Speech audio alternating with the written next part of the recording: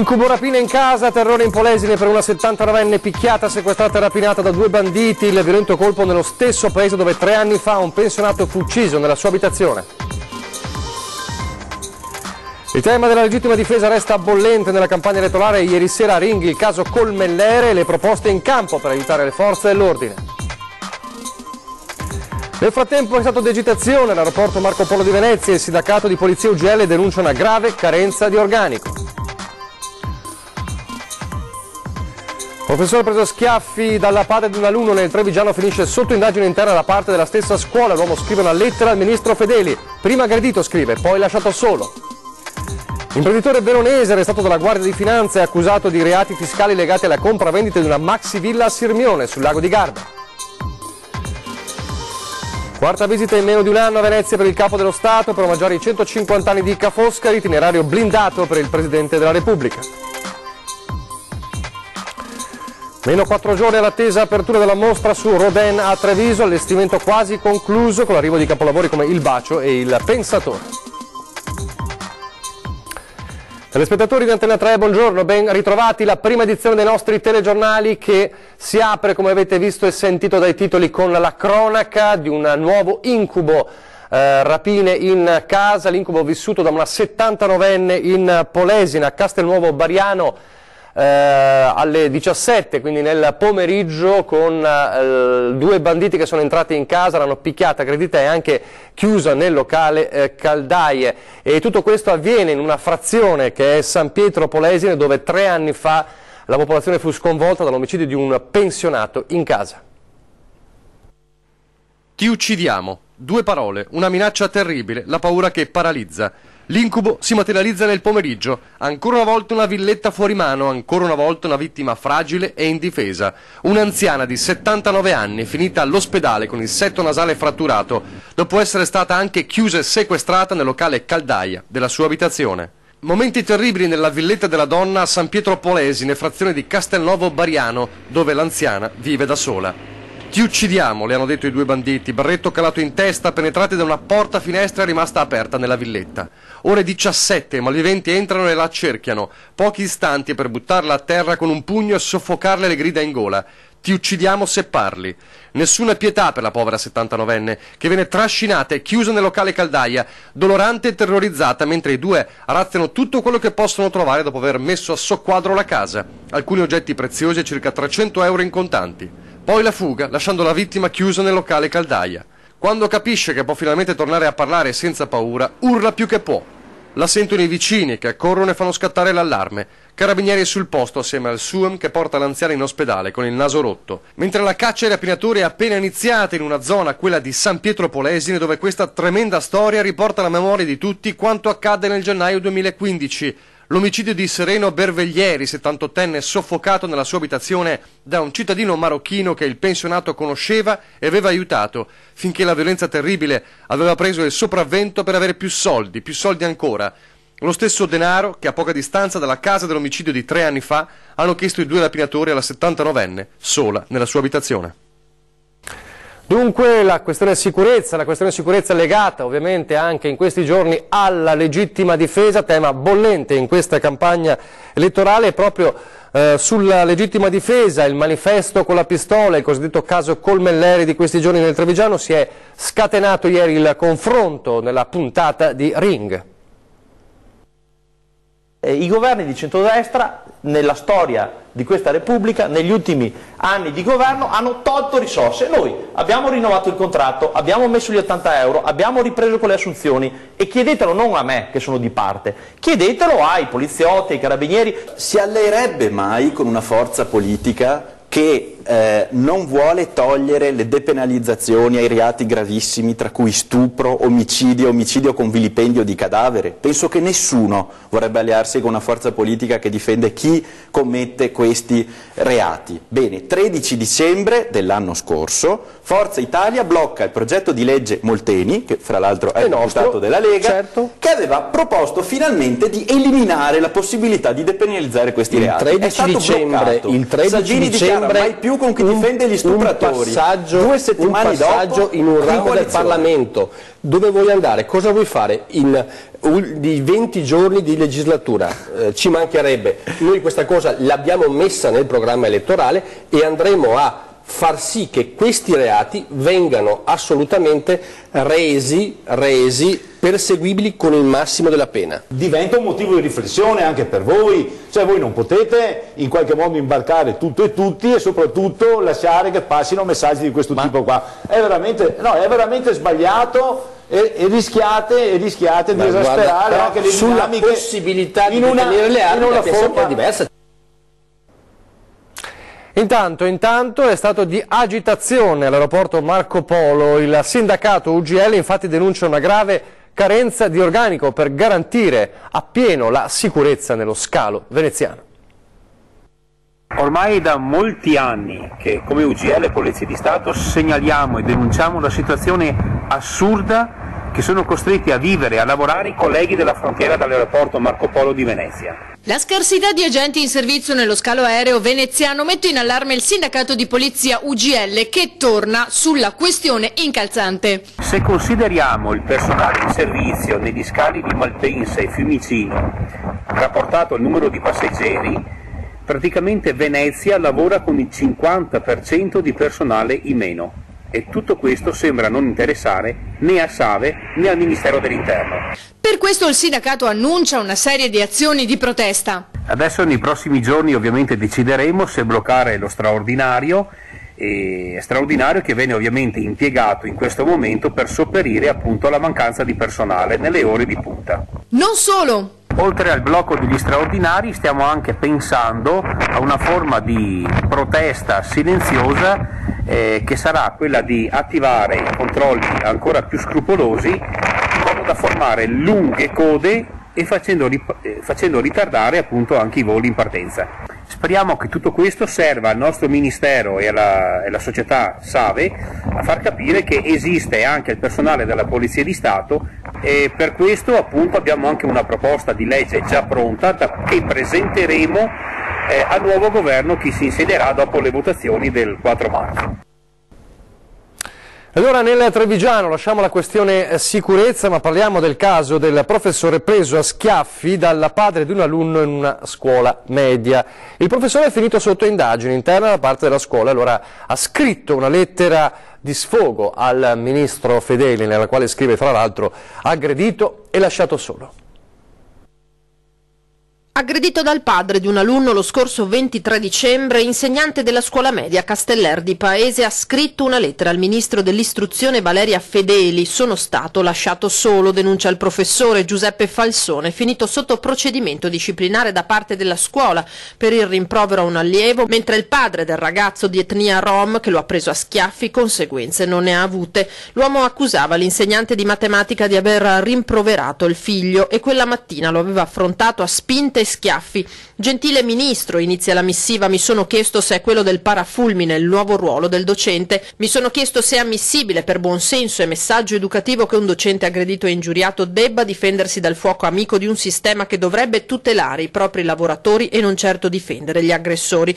Il professore invoca norme a tutela di chi insegna. Nel frattempo sul caso stanno indagando anche i carabinieri.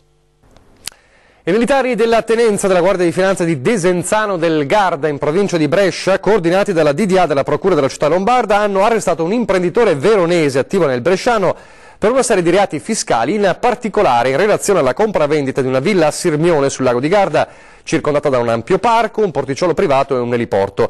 La società venditrice che fa capo all'arrestato aveva dichiarato un valore di 7 milioni di euro, ma i finanzieri hanno scoperto che la villa era stata ceduta per 19 e che l'operazione aveva generato una plusvalenza non dichiarata di 12 milioni, nascosta attraverso un complicato gioco di società estere. L'ordinanza per l'imprenditore fa seguito a un'altra ai domiciliari del novembre scorso nei confronti di una donna, anche la veronese, con interessi nel Bresciano, e al sequestro di beni del valore di oltre 4 milioni di euro. Adesso ci spostiamo a Venezia, dove è in corso in questa mattinata, in una Venezia comprensibilmente blindata, almeno per l'itinerario del Capo dello Stato, la visita di Sergio Mattarella, che torna in Laguna. torna in laguna per omaggiare i 150 anni di Ca' Foscari. Sta seguendo l'itinerario del Presidente della Repubblica, il nostro Tommaso Stoppa, che allora sentiamo in diretta telefonica. Tommaso, come sta andando? Sì, buongiorno, si è appena conclusa al Teatro La Fenice la cerimonia di inaugurazione del 150° anno accademico dell'Università Ca' Foscari e il Presidente in questo momento è in visita privata insieme al Rettore nella sede principale dell'Ateneo. È arrivato intorno alle 11 in una Venezia, in un contesto, come dicevi correttamente, piuttosto blindato, e ha parlato a questa cerimonia al Teatro La Fenice, concentrandosi sulle differenze fra gli Atenei di Padova e Venezia. Ricordiamo che pochi giorni fa era appunto a Padova per un'iniziativa analoga, e soprattutto sull'aspetto dell'apertura internazionale dell'Università Ca' Foscari, che ha collegato con la grande tradizione veneziana di appunto apertura al mondo e di commercio con tutti gli altri popoli.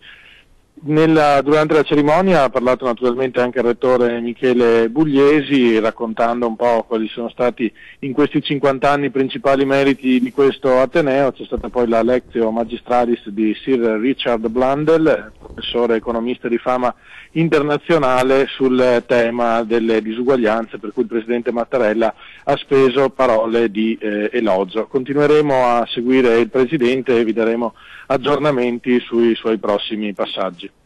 Grazie a Tommaso Stoppa per quanto ci hai detto, per la cronaca di queste prime ore di Mattarella. Ritorno, ricordiamo, per la quarta volta in meno di un anno in laguna per Sergio Mattarella, che abbiamo visto in alcuni momenti delle sue visite precedenti a Venezia. Adesso torniamo alla cronaca, sicurezza in stazione a Padova, e una insospettabile 21enne veneziana viene trovata con molta droga addosso. La polizia ferroviaria di Padova ha arrestato una ragazza veneziana di 21 anni che in una borsetta nascondeva 12 ovuli di droga, 7 di eroina e 5 di cocaina. Gli agenti hanno notato il suo nervosismo mentre attendeva un treno regionale che l'avrebbe riportata a Venezia, dove vive. Alla vista dei poliziotti ha cambiato improvvisamente direzione, accelerando il passo verso il binario, e così gli agenti hanno deciso di perquisirla. Per la giovane, che finora non aveva conti in sospeso con la giustizia, si sono così aperte le porte del carcere della Giudecca di Venezia. E ancora a Padova, con i ladri in azione al Teatro Verdi, e viene scardinata la cassaforte. Ladri in azione al Teatro Verdi. I banditi hanno sfondato durante la notte tra domenica e lunedì l'ingresso affacciato sulla piazzetta lungo Corso Milano e sono entrati nello storico edificio. I malviventi hanno attraversato i corridoi e sono saliti ai piani superiori, rovistando nelle stanze. Hanno individuato in uno degli uffici una cassaforte. Attrezzati di tutto punto, l'hanno sventrata con un flessibile e sono fuggiti con un bottino di 1.200 euro, il denaro contante che era custodito all'interno. Torniamo a parlare di aeroporto, stavolta però ci spostiamo a Treviso e non parliamo della carenza di organico della polizia, ma del rischio sicurezza in generale, quello lanciato dal comitato che a Treviso, ma non solo a Treviso, si oppone all'ampliamento dello scalo Canova. Sentiamo. L'aeroporto Canova sarebbe il più pericoloso d'Italia. Suona così pesante e preoccupante l'interrogativo posto dal comitato contrario all'ampliamento dello scalo trevigiano. Ipotesi da dimostrare, certo, ma nelle esperienze di queste persone, residenti e tecnici, assume sempre più i contorni della certezza, a partire da quella cifra ormai famosa di 16.300, limite annuale dei voli, di fatto già superato, fissato dal gestore stesso dell'aeroporto. Un punto che caratterizza questo aeroporto rispetto a qualsiasi altro scalo italiano, cioè questo aeroporto è vincolato a 16.300 movimenti, cioè decolli e atterraggi anno. Non c'è un caso del genere. Un'anomalia tutta trevigiana. Il limite dei voli, dicono, servirebbe a contenere il livello di rischio di un aeroporto che sorge in una zona fortemente antropizzata e inadatta dal punto di vista ambientale. Evidentemente significa che se mantengono un limite dei voli così basso, il rischio per il nostro aeroporto è molto alto. Figuriamoci se arriviamo ogni anno ai 20.000 voli o ai 25.000 come vuole fare la società aeroportuale. Se così stanno i fatti, per il piano di ampliamento dello scalo non può esserci nessun posto, tanto più che anche la valutazione di impatto ambientale del nuovo master plan sarebbe stata negata a causa di omissioni e criticità.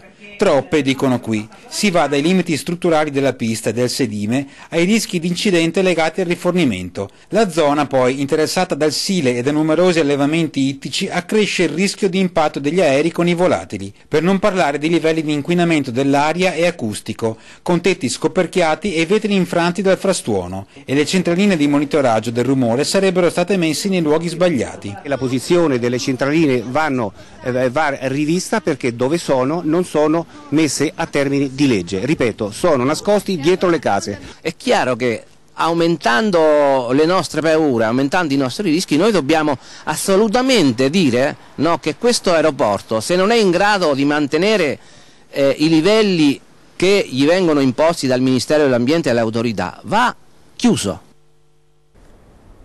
Ancora nel Trevigiano, ma torniamo alla cronaca con un pericoloso inseguimento nato da un automobilista senza patente. Ha forzato un posto di blocco dei carabinieri senza fermarsi all'alt, ingaggiando poi un pericoloso inseguimento a tutta velocità tra la Pontebana e le strade di Visnadello di Spresiano. Alla fine l'auto esce di strada, si ribalta ed il conducente, miracolosamente illeso, esce dalla vettura e fugge a piedi, dileguandosi nella campagna.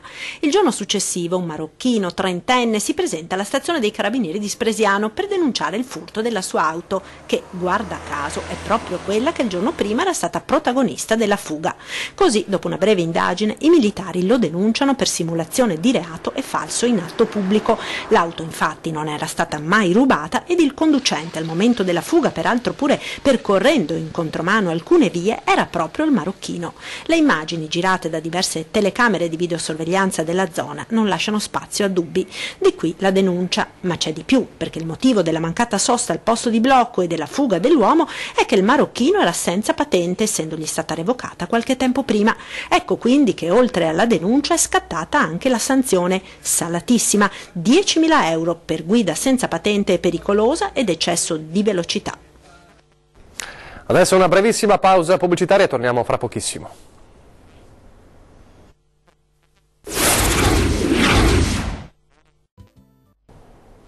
Rieccoci in studio, prima edizione del nostro telegiornale, andiamo a Padova dove è battaglia sui marchi della fiera, in gioco i soldi e anche il rilancio delle manifestazioni. È battaglia legale sulla fiera di Padova, o meglio sui marchi che ne costituiscono l'attività principale. In gioco ci sono i soci pubblici, ovvero Comune, Provincia e Camera di Commercio, che vogliono riprendere il controllo della società, poi i francesi della GL Event che stanno per uscire di scena dopo aver rilevato l'attività nel 2005, ma senza riuscire a mantenere negli anni un fatturato in linea con le aspettative. Infine la società che ha un contratto d'affitto dall'autunno del 2016 e che vuole rilanciarla. I marchi delle principali manifestazioni però risultano pignorati e quindi bloccati proprio dall'attuale gestore da una decina di giorni.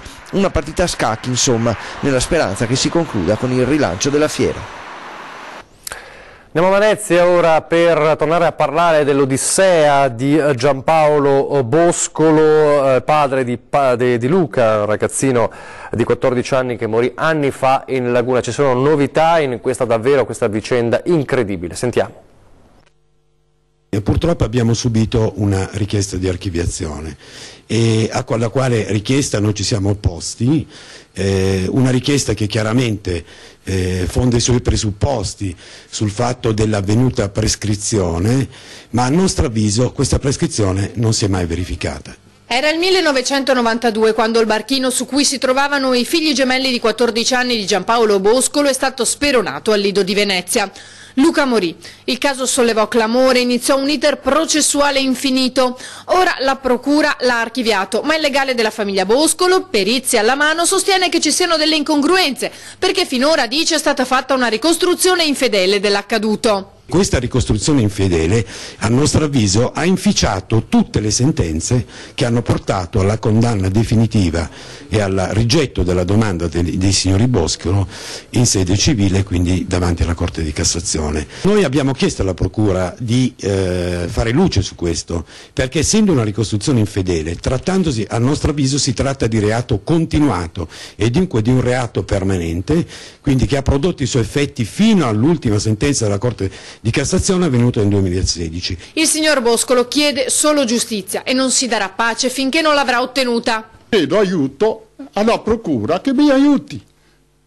Io non chiedo altro, no, perché questo non è... che controllano bene, che guardano e vedrà che le cose che abbiamo detto noi sono esatte. Quello che hanno detto loro l'hanno detto per salvarsi e non è giusto così. Questa non è giustizia. Perché chiuderlo in questo modo? Perché nel momento in cui abbiamo portato questi elementi nuovi, perché non vederci chiaro e fare finalmente luce? Un altro caso completamente diverso, sempre nella provincia di Venezia, stavolta in terraferma, ma che porta ancora a rabbia fino a commozione, è la protesta dei residenti di Villaggio Laguna che sono tornati in strada per chiedere al sindaco Brugnaro di potenziare il servizio del trasporto pubblico. Avrei bisogno appositamente di 3 pullman la mattina e 3 pullman la sera. Signor Brugnaro ci dia una mano, signor Brusaro ci dia una mano. È una vergogna, questi anziani sono abbandonati a se stesso, è veramente una vergogna. Forse, se vede le lacrime, il sindaco ascolterà le nostre richieste una volta per tutte. Lacrime simboliche che però denotano la disperazione di molti anziani di Villaggio Laguna che da tempo chiedono all'amministrazione di potenziare il servizio di trasporto pubblico da cui si sentono tagliati fuori. Per andare all'ospedale va via il pullman da Caverniago, per andare all'ospedale dove potrebbe fermarsi è Villaggio Laguna e portarsi direttamente all'ospedale facendo via Passo, via Orlando, via Caverniago e all'ospedale. Per cortesia aiutateci, visto che siamo delle periferie, aiutateci, non abbandonateci per piacere. Una manifestazione di protesta in via Orlando accanto alla chiesa con l'appoggio del Movimento 5 Stelle che ha anche presentato una petizione per il ripristino del capolinea alla stazione di Mestre e il collegamento con l'ospedale All'Angelo. Io dico che un'amministrazione seria deve innanzitutto dare servizi e i servizi di trasporto sono essenziali, perché i servizi di trasporto devono collegare le grandi direttrici. E il quartiere Laguna in particolare è un quartiere di anziani, con tanta gente con handicap, con problemi fisici e quindi abbisognano proprio di un servizio di trasporto efficiente. Presente anche il PD. È inaccettabile che il sindaco e la giunta non abbiano ancora risposto all'istanza presentata da quasi 700 persone che con fatica si sono attenute pedissequamente alle rigide modalità previste dal regolamento del Comune di Venezia, il commento del consigliere Baglioni della municipalità di Favaro. Basterebbe ridurre la frequenza del tram nelle ore serali a 12 o 15 minuti, dicono, per ricavare le risorse necessarie ai nuovi collegamenti o rivedere i nuovi collegamenti notturni che in alcuni casi girano vuoti. A Treviso adesso quasi tutto pronto ormai per l'apertura al pubblico il 24 febbraio della mostra su Auguste Rodin, l'allestimento diciamo quasi pronto, arrivate anche capolavori come Il Pensatore, forse l'opera più famosa di Rodin.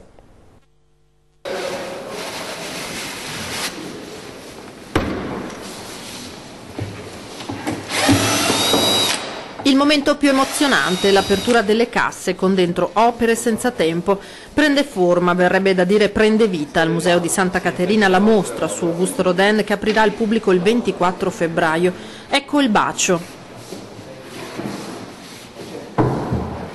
Il direttore di Linea d'Ombra, Marco Goldin, più abituato ai dipinti che alle sculture, le osserva, le fotografa, si emoziona. Di fronte alla sala che si riempie, alla mostra che prende corpo. Bellissima e molto diversa anche dal solito, perché allestire una mostra di scultura è completamente diverso da allestire una mostra di pittura, hai un contatto fisico con le cose, sono sicuro che quando uno entrerà qua dentro veramente e insomma percepirà questa grande emozione, questa bellezza straordinaria che circola nell'aria proprio. C'è anche il sindaco Giovanni Manildo, rapito da uno spettacolo a cui non accade tutti i giorni di assistere. Lo stesso Goldin partecipa al montaggio del Pensatore.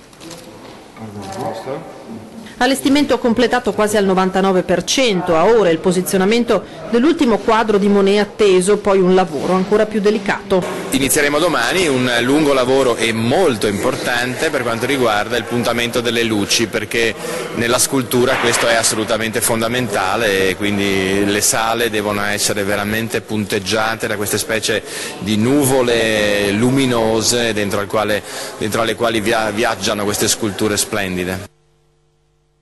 Siamo in chiusura, vi ricordo gli appuntamenti con la programmazione, fra pochissimo c'è ore 13, la giornata del martedì dedicata come sempre alla salute, parleremo di estetica dentale e gengivale con il dottor Paolo Campion, odontoiatra dello studio omonimo, Studio Campion. Questa sera invece 20:10 si torna a parlare della politica, delle elezioni del 4 marzo con due importanti ospiti nonché candidati alle elezioni del 4 marzo, ovvero Dimitri Coin della Lega e Nicola Pellicani del Partito Democratico. È tutto, vi lascio le previsioni del tempo. Grazie per averci seguito e arrivederci.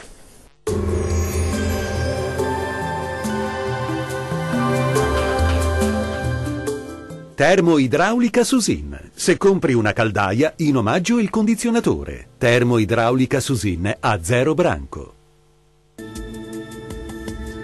Bentrovati con le previsioni meteo di Antenna 3. Altra giornata con diffusa copertura nuvolosa sulle nostre regioni, peraltro ancora con scarse precipitazioni. Vediamo insieme il dettaglio di martedì 20 febbraio. Sul Veneto cielo coperto quasi ovunque, anche se qualche schiarita sarà possibile sui settori occidentali, in particolare sul veronese.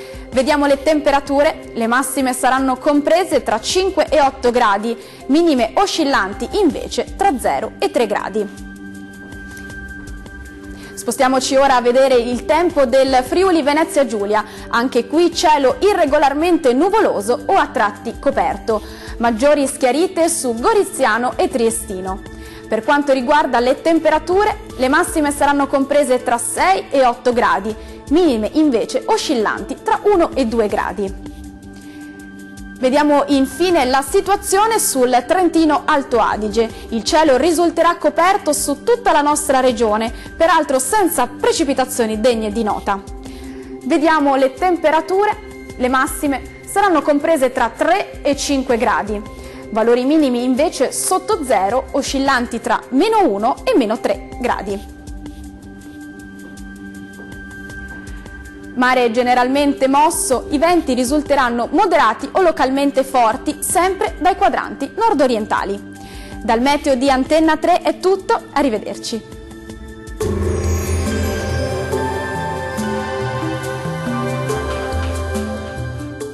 Termoidraulica Susin. Se compri una caldaia, in omaggio il condizionatore. Termoidraulica Susin a 0 branco.